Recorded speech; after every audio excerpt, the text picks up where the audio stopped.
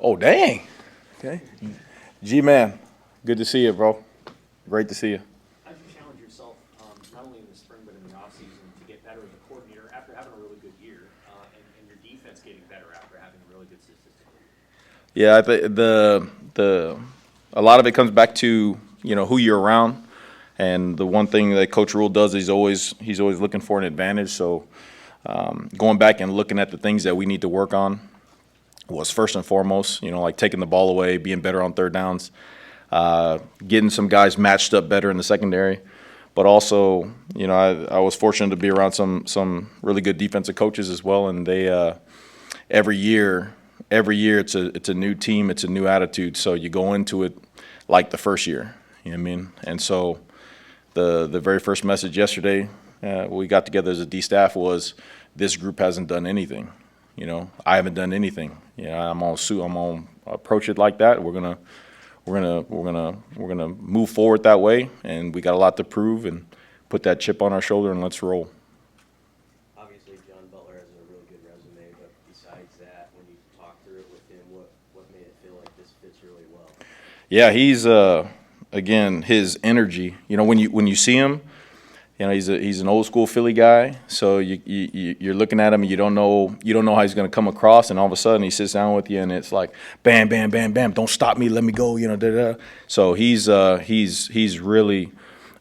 He's really what the guys need right now, in terms of energy, in terms of that fire. And then you sit down and you listen to him talk, and then you can see all of his experience come out, all the different techniques, all the things he had to do in the league, and the people he was around. And so I think Coach Rule, we during the summer break when all this stuff happened, we had gone through and had a list of guys, and we're talking to different guys, and then.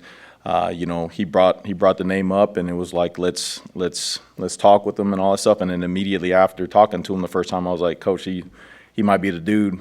Advancing the football, keeping the guys on the same path of the NFL development, making sure that they're ready for the next level, and then keeping the standards high. So it was refreshing to be around him so far. How much of a challenge has it been for you since July 6th to get him ready?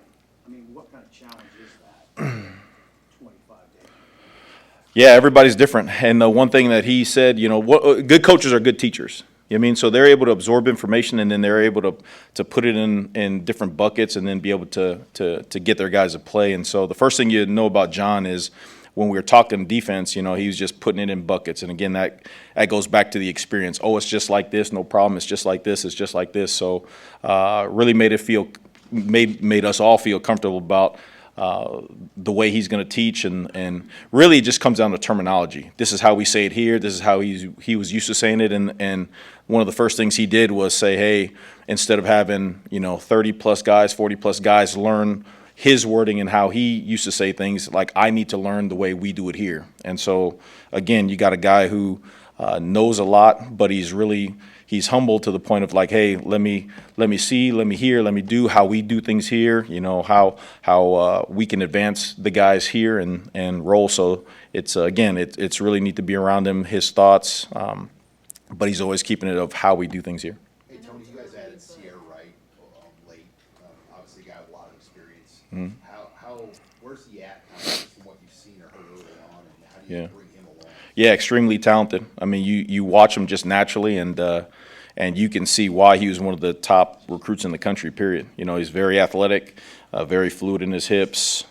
He's pretty smart as well. So again, it's just you're trained a certain way at a different institution, and then you come over here and you realize things are vastly different. The standards are just different, and the way we do things on defense are just different than the way he was used to doing things. So that's our responsibility to make sure that he understands that he's always held to that standard, and that he's putting it on the grass. Again, a lot of guys talk about it, but it's hard to not be a man of action when you're around Corey, when you're around Kristen, when you're around, especially now Coach Butler, myself, all the guys in the locker room, GIF.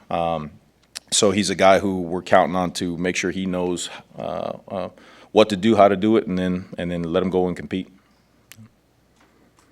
The moment has passed, but I know it's early, but how have you seen John interact with the guys at all, if at all? Butler? Yeah, sorry.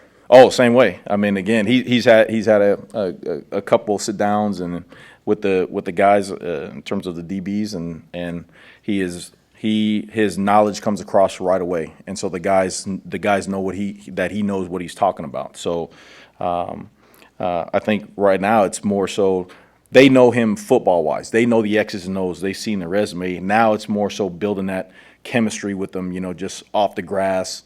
Doing things like that, being around them so he knows. So things become instinctual. So that's what fall camp is for, right? I mean, I haven't checked into my dorm room yet, but coach is having us check in, and we are around the guys. And the first thing he said was, "Hey, we're sleeping in the dorm, so no sneaking off anywhere, no nothing. We're held to the same standards as a player." So, but that's all for us being around the guys, so that way they know we're all in it as well. So. Nah, bro. Not coordinated.